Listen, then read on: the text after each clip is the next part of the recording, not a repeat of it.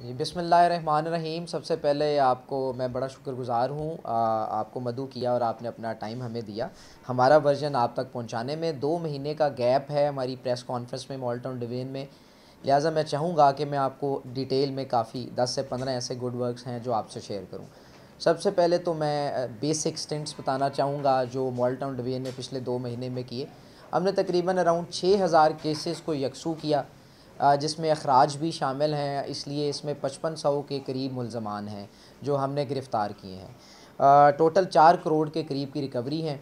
अगर हम इश्तिहारी मुल्ज़मान की बात करें तो हमारे CCPO साहब की जो कैंपेन है उसकी बेस पे हमने अराउंड 300 प्लस प्रिसाइजली 309 हमने इश्तिहारी मुल्ज़मान पकड़े हैं, जिसमें से ए कैटेगरी के 51 और 297 के करीब जो हैं वो कोर्ट एब्सकॉन्डर हैं, और बी कैटेगरी के 250 प्लस के करीब जो हैं वो इश्तिहारी मुल्ज़मान हैं। गैंग्स के ऊपर भी हमेशा से फोकस रहा है।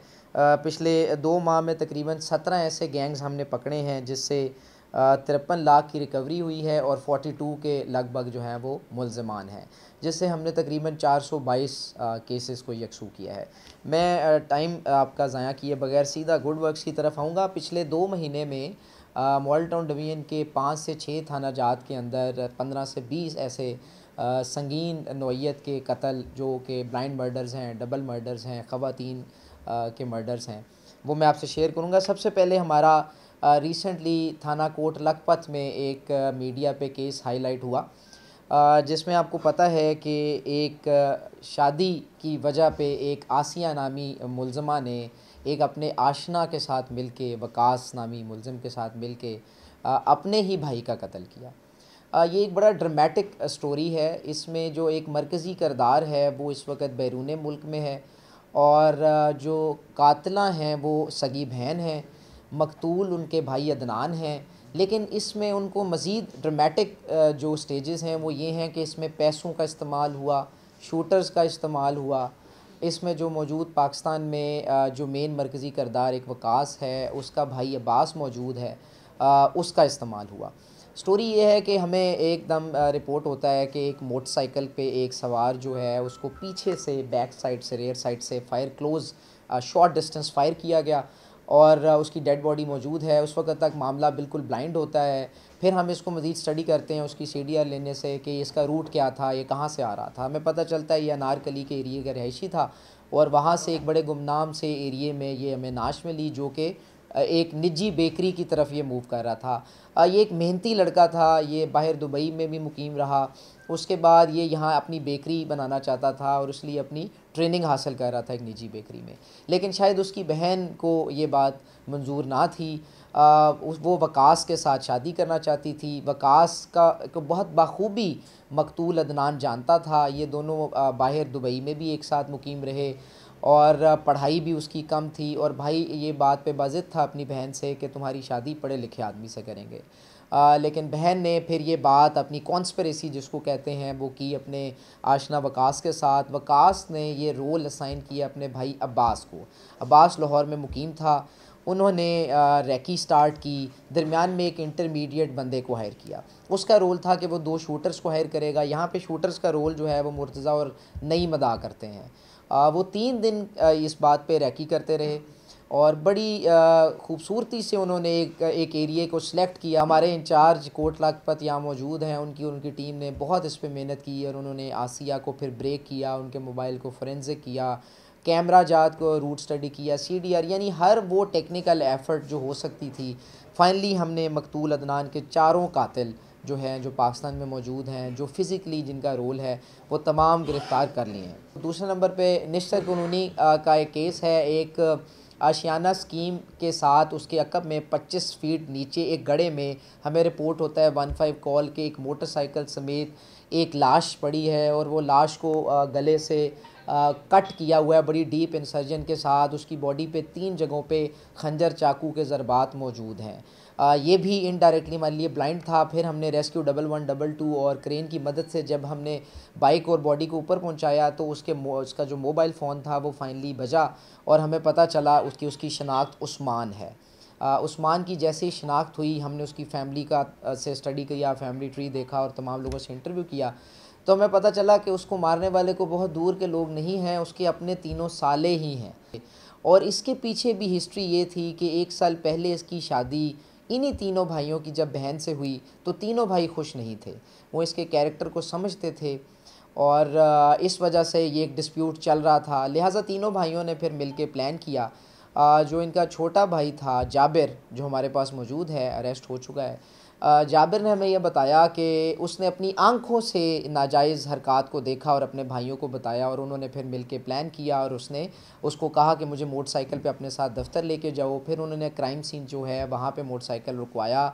हमारे पास ये आला कत्ल जो हैं छुरियाँ बरामद हो चुकी हुई हैं, जाबिर से 2 छुरियाँ इसमें इस्तेमाल हुई हैं और इस तरह से उसका कत्ल किया गया। उसके बाद मैं आपको थाना काना की 19/10/2022 को एक गैरत के नाम पे डबल मर्डर होता है। इसमें भी ऐसे ही है कि एक फ़रहा बीबी है और मकतूल अदनान, ये दोनों जो हैं मुख्तलिफ़ बरादरी से ताल्लुक़ रखते थे। मकतूल अदनान मसीह बरादरी से ताल्लुक़ रखता था, फ़रहा का ताल्लुक़ म्यो बरादरी से था और वालदैन जो थे इस पे एग्री नहीं थे शादी पे और ये उनका एक रिलेशनशिप डेवलप हो चुका हुआ था। लिहाजा इसमें आप के लिए बड़ी एक अनयूजुअल सी बात लगेगी आपको कि दोनों तरफ के वालदैन ने अपनी मर्ज़ी से ये डबल मर्डर को यकसू करवाया है। थाना काना में एक डबल मर्डर होता है, मेरे ही थाना निश्तर की इन्वेस्टिगेशन के हेड कांस्टेबल उसके कातिल हैं। उनका नाम जावेद है और ये हमारे लिए उससे भी ज़्यादा अफसोसनाक बात थी। हमने इस पे फिर एफ़र्ट स्टार्ट की तो हमें पता चलता है कि जावेद ने बड़ी अच्छे प्लान करके अपने बेटे के साथ मिल के दोनों भतीजों को कत्ल किया। एक भतीजा का नाम असद है, दूसरे का नाम हमज़ा है। असद को हमें लाश मिलती है लिलियानी इसके नहर के पास से हमें लाश मिलती है असद की। वहाँ पे हमें एक मोटरसाइकिल का लिवर मिलता है, वो हमारे लिए क्लू होता है। मोटरसाइकिल के लिवर पर खून लगा होता है। वहाँ जब हमें पता चला तो हम ज़ाहिरी बात है हम फ़ौरन इनकी फ़ैमिली की तरफ जाते हैं। फ़ैमिली की तरफ जाते हुए हमें पता चलता है कि उस घर में एक और लाश पड़ी है, वो उसके भाई की होती है, हमज़ा की। हमज़ा की जब हम लाश हमें मिलती है तो फिर हमें सारी स्टोरी अनफोल्ड होना शुरू हो जाती है कि क्या ऐसा डिस्प्यूट था इन 2 बच्चों का किसी के साथ। तो हमारा सीधा शक जो है वो हेड कांस्टेबल जावेद की तरफ जाता है और जावेद जो है वो वहाँ से 200 मीटर दूर अपनी हमसायगी में रहता है। हम उसके घर जाते हैं, वो पहले तो ऑब्वियसली हर बंदा एविडेंसेस को छुपाता है, लेकिन वहाँ हमें वो मोटरसाइकिल मिल जाता है जिसका लिवर टूटा हुआ था। तो ये प्रूव हो जाता है। फिर उसके साथ उसका जो भतीजा, फिर हमने सीडीआर की बेस पे उसकी लोकेशंस ले ली, वो कहाँ पे था, फिर वो मान जाता है। ये जो दोनों बच्चे थे इन्होंने अपने ही बाप अब्दुल क़य्यूम पुलिस कांस्टेबल को कत्ल किया था। जब उसका कत्ल इन्होंने लास्ट ईयर किया था तो ये रिसेंटली 1 महीना और एक भाई 3 दिन पहले ही जेल से बाहर आए थे।